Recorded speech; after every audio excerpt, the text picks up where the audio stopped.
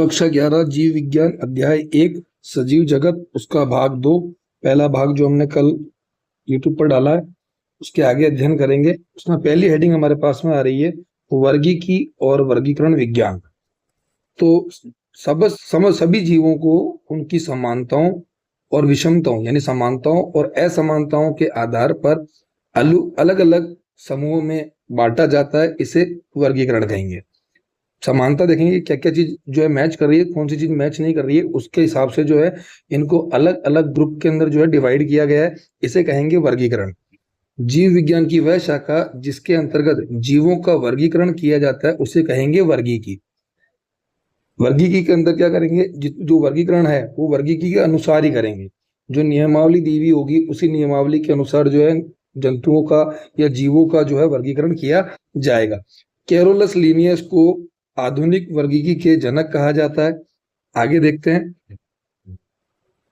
वर्गीकी के द्वारा सजीवों को निश्चित समूहों में श्रेणीबद्ध कर उन्हें जीव जगत में निश्चित स्थानों पर रखा जाता है, जिससे जीवों की उपस्थिति, उनका स्थान, लक्षणों में समरूपता का निर्धारण आसानी से किया जा सकता है। कहने का मतलब है एक क्रमबद्ध तरीके से जो है अलग अलग जो ग्रुप्स दिए होंगे जो वर्गीकरण के अंदर दिए हुए आते हैं। जब इनके वर्गीकरण का हम आगे अध्ययन करेंगे तो वहां पर देखने को मिलेगा कौन कौन सी समानताएं हैं और कौन कौन सी असमानताएं हैं, जिसके आधार पर इनको कैसे जो है अलग अलग ग्रुप के अंदर रखा गया है। और इस वर्गीकी के द्वारा ही यानी वर्गीकरण के द्वारा ही जो है हम किस ग्रुप में जीव की उपस्थिति है, जीव कहाँ का है, उसके लक्षणों में कौन सी समानताएं देखने को मिल रही है, उन सभी का निर्धारण आराम से वर्गीकी के द्वारा किया जा सकता है। बात करेंगे हम अगली हेडिंग की, वर्गीकरण विज्ञान क्या है।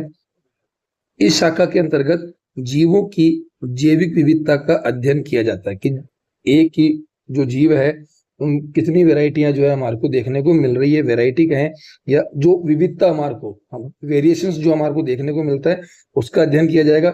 यह वर्गीकी से छोटी शाखा है।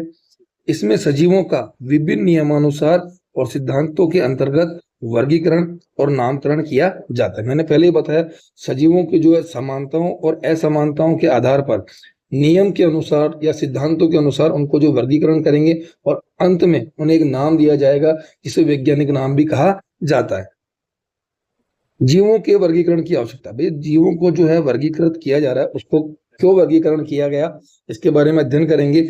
जीव जगत में सभी जीवों को वर्गीकृत किया जाता है, चाहे वो पेड़ पौधे हो, चाहे कवक हो, चाहे प्रोटिस्टा हो, चाहे मोनेरा जगत के जीवाणु हो, जो भी है सबको जो है वर्गीकृत किया जाता है। वर्गीकरण करना इसलिए आवश्यक है क्योंकि सभी जीवों का एक विशिष्ट नाम होने से उनकी पहचान आसानी से हो सकती है। अब हम अगर आसपास के एरिया में जाएं या हम इंडिया के अंदर ही घूमें तो हमारे को क्या देखने को मिलेगा कि एक ही चीज के हमारे को अलग अलग नाम देखने को मिलते हैं। तो पूरे वर्ल्ड में अगर एक ही नाम से उसे जाना जाए इसलिए जो है या उसकी पहचान आसानी से हो सके इसलिए जो है उसे एक विशिष्ट नाम दिया गया। दूसरा पॉइंट हमारे पास में क्या आ रहा है, विभिन्न जीवों के नाम दुनिया के विभिन्न क्षेत्रों में अलग अलग होते हैं। अभी हमने थोड़ी देर पहले देखा, इसलिए सार्वत्रिकता प्रदान करने के लिए एक विशिष्ट वैज्ञानिक नाम प्रदान किया जाता है कि पूरे वर्ल्ड में एक ही नाम जिसे वैज्ञानिक नाम कहा जाता है उसके आधार पर जो है जीवों की पहचान की जा सके, इसलिए जो है इसे एक स्पेशल नाम दिया गया। कभी कभी जीवों के नाम संदिग्ध होते हैं जिनको सुनने पर हमारे को अलग सा फील होता है, जैसे कि कुत्ता मछली है तो ये मछली, पर क्या इसके अंदर कुत्तों के गुण हैं, अगर है तो कौन से गुण है, ये नाम क्यों दिया गया, तो इसके आधार पर जो आगे में से नहीं पहचान पाएंगे। तारा मछली जो स्टार फिश है उसको जो स्टार शेप होने के कारण जो उसे तारा मछली नाम दिया गया, पर वो तारा नहीं है वो मछली। इन नामों से में पता नहीं चलता कि वास्तविक मछली कौन है, कुत्ता मछली है या मछली कुत्ता है, दोनों का पता नहीं चलता। अतः जीवों के नामों की संदिग्धता दूर करने के लिए नामकरण करना अनिवार्य है। अब बात करेंगे हम जीवों के नामकरण के बारे में कि जीवों का नामकरण किस प्रकार दिया जाता है और कैसे जो है उनको पूरे विश्व के अंदर पहचाना जाता है।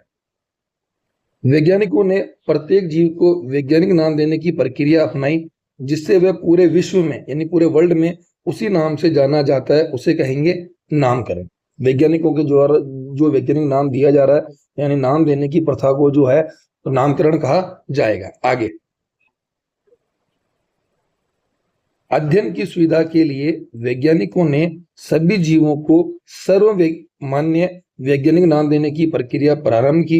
अब पढ़ाई में आसानी हो कि अगर कोई भी नाम आ गया तो उसको जो है पहचान सके कि ये नाम उसी का आराम से उसकी पहचान हो सकती है। इसके लिए ICBN international code of botanical nomenclature द्वारा निर्धारित नियमों से पादपों के वानस्पतिक नाम दिए गए, जबकि ICZN international code of zoological nomenclature द्वारा निर्धारित नियमों से प्राणियों के वैज्ञानिक नाम दिए गए। जो आईसीबीएन है वो पादपों के वैज्ञानिक नाम देती है, जबकि आईसीजेडएन जो है प्राणियों के जो है वैज्ञानिक नाम देने वाली संस्थाएं हैं, एक बहुत बड़ी ऑर्गेनाइजेशन है जिनके द्वारा जो ये नाम दिए जाते हैं। अब आ रहे हैं जीवों के नामकरण के लिए पद्धतियां। तो यहाँ पर हमारे को दो पद्धतियां दी गई है। पहली पद्धति आ रही है हमारे पास द्विपद नाम पद्धति, यानी कि दो पदों के अंदर नाम हो तो उसे द्विपद नाम पद्धति कहेंगे। और दूसरी आ रही है हमारे पास त्रिपद नाम पद्धति, यानी जो जीवों का नाम है अगर 3 पदों में हो तो उसे त्रिपद नाम पद्धति कहा जाएगा। आगे देखते हैं, हम अध्ययन करेंगे सबसे पहले द्विपद नाम पद्धति के बारे में। इस पद्धति का प्रतिपादन जो है कैरोलस लिनियस ने कहा, जिन्हें आधुनिक वर्गीकी का जनक भी कहा जाता है। लिनियस जो है स्वीडन के वनस्पति विज्ञ थे। ये स्वीडन के अंदर जो वनस्पति विज्ञ रहे। आगे इनका जो वास्तविक या मूल नाम जो है कॉर्ल वॉनलिन है। इनकी पुस्तकें कौन कौन सी मुख्य पुस्तकें हैं? सिस्टेमा नेचुरी और स्पीसीज प्लांटेरम जो है इनकी मुख्य पुस्तकें हैं। इनमें जीवों के वर्गीकरण और नामकरण का उल्लेख किया गया है कि जीवों को किस आधार पर नाम दिया जाए। इसके अंदर जो है उन्होंने जो है उस समय के हिसाब से जो है डिटेल में जो है वर्णन किया है। इस पद्धति के अनुसार यानी द्विपद नाम पद्धति के अनुसार किसी जीव का नामकरण अर्थात वैज्ञानिक नाम जो है 2 शब्दों या 2 पदों में दिया जाता है, जिसमें प्रथम पद जो है जीव का वंश होगा, वंश को दिया गया, और द्वितीय पद जो है जीव की जाति को निरूपित करता। पहला पद जो होगा वो तो बताएगा कि इसका वंश कौन सा है, और दूसरा पद जो है नाम का वो बताएगा कि जीव की जाति कौन सी है। जैसे कि हम उदाहरण हमारे को यहाँ पर दिया गया है मेंढक। मेंढक का वास्तविक नाम है वैज्ञानिक नाम है राना टिग्रीना। ठीक है, तो ये जो राना है ये तो हो जाएगा वंश, और टिग्रीना है वो हो जाएगी जाति। वैसे ही सेम मटर का नाम पाइसम सेटाइवम, इसके अंतर्गत जो है पाइसम तो हो जाएगा वंश और सेटाइवम हो जाएगी जाति। क्लियर, आगे बढ़ते हैं। अब जब ये द्विपद नाम पद्धति हमारे पास में है तो ये द्विपद नाम पद्धति के नियम क्या क्या है, हमारे को किन किन बातों का ध्यान रखना होगा। पहली चीज जो दी गई है वो क्लियर है, किसी भी जीव का नाम जो है 2 शब्दों में दिया जाना चाहिए। 2 शब्दों के अंदर जो जीव का नाम होना चाहिए। वैज्ञानिक नाम का प्रथम पद उसके वंश को और द्वितीय नाम जो है उसकी जाति को इंगित करता है। चलो ठीक है भाई, ये भी नियम ठीक है कि पहला पद जो है वंश को दर्शाएगा और दूसरा पद जो है जाति को दर्शाएगा। उसके बाद वंश के नाम का प्रथम अक्षर बड़े अक्षर यानी कैपिटल लेटर में होना चाहिए। वंश जो लिखा हुआ आएगा, जो वंश आएगा उसमें जो पहला अक्षर आएगा तो कैपिटल लेटर में होना चाहिए, बाकी के सारे स्मॉल लेटर में चल जाएंगे। और जाति शब्द का प्रथम यानी पूरा का पूरा जो नाम ही जो है जाति जो शब्द लिखेंगे वो पूरा का पूरा जो है स्मॉल लेटर के अंदर लिखा जाना चाहिए। आगे हस्तलिखित वैज्ञानिक नाम, अगर हम वैज्ञानिक नाम जो है हाथ से लिखते हैं तो हमारे को उसे रेखांकित करना होगा, यानी कि वैज्ञानिक नाम को अंडरलाइन जो है हमारे को करना होगा।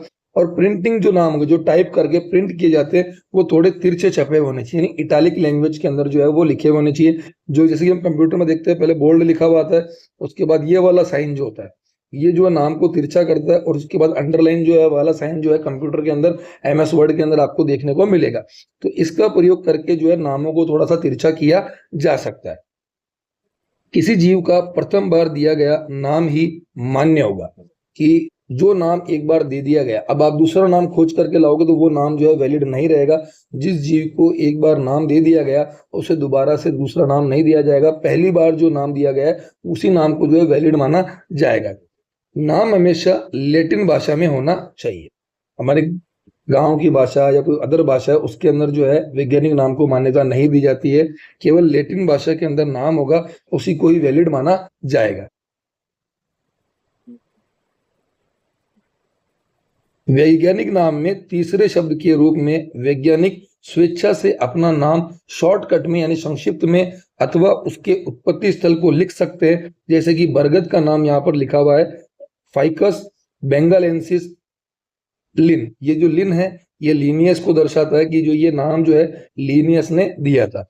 नामकरण की यह पद्धति वर्तमान और विलुप्त जातियों पर लागू होती है। अभी जो जातियां वर्तमान में है या जो जातियां विलुप्त हो चुकी है उनके लिए जो है यह पद्धति लागू होती है। विशेष जीवों के वैज्ञानिक नाम जो हमारे इंडिया के अकॉर्डिंग है, सबसे पहले भारत का राष्ट्रीय पक्षी मोर, तो मोर का वैज्ञानिक नाम है पेवो क्रिस्टेटस। यहाँ पर देखिए मैंने अंडरलाइन भी किया है और ध्यान से देखें तो ये इटालिक लैंग्वेज के अंदर इसको तिरछा भी लिखा गया है। भारतीय राष्ट्रीय पशु यानी बाघ, उसका वैज्ञानिक नाम है पैंथेरा टिग्रिस। राजस्थान का राज्य पक्षी घोड़ावण, उसका वैज्ञानिक नाम है कैरियोटिस नाइग्रिसेप्स। राजस्थान का राज्य पशु चिंकारा, उसका वैज्ञानिक नाम है गजेला गजेला। उसके बाद भारतीय कोबरा जिसका वैज्ञानिक नाम है नाजा नाजा। कुत्ते का वैज्ञानिक नाम है कैनिस फेमिलियरिस। बिल्ली का वैज्ञानिक नाम फेलिस डोमेस्टिका, कुत्ते का कैनिस है और इसका फेलिस है। गेहूं का टिट्रिकम एस्टिवम और मटर का पाइसम सेटावियम। ये जितने भी जो नाम दिए गए हैं ये सारे के सारे नाम जो है वैज्ञानिक नाम है। इनमें प्रथम अक्षर जो है या प्रथम शब्द जो है वो वंश को दर्शाएगा और द्वितीय शब्द जो है जाति को दर्शाता है। अब आ रहा है इसी के अंदर हमारे पास त्रिपद नाम पद्धति। नामकरण की इस पद्धति का प्रतिपादन जो है हक्सले और स्ट्रिकलैंड ने किया था। इनके अनुसार जीवधारियों का जो वैज्ञानिक नाम है उन 3 शब्दों में दिया जाना चाहिए। उनके नाम में प्रथम शब्द वंश, द्वितीय शब्द जाति, सेम उसी की तरह जैसा हमने द्विपद नाम पद्धति के अंदर देखा, लेकिन जो तीसरा शब्द है वो उपजाति को निरूपित करेगा। ये जो है उसकी उपजाति क्या रहेगी, इसके भी उदाहरण हमारे को दिए हुए हैं, देख लेते हैं। उदाहरण के लिए सबसे पहले हमारे को दिया है मानव। मानव का जो है त्रिपद नाम अगर हम देखें तो वो हमारे को दिया है होमो सेपियंस। शेर का नाम हमारे को दिया है पैंथेरा लियो पर्सिका। भारतीय कौवे का नाम दिया है कॉर्वस स्प्लेंडेंस और श्रीलंकाई कौवे का जो नाम दिया है वो है कॉर्पस स्प्लेंडेंस प्रोलिगेट्स। ये जो है हमारे को नाम दिए गए हैं। इसी के साथ ही हमारा जो दूसरा भाग है वो समाप्त होता है। बाकी की जो अध्ययन है हम अगले पार्ट के अंदर करेंगे।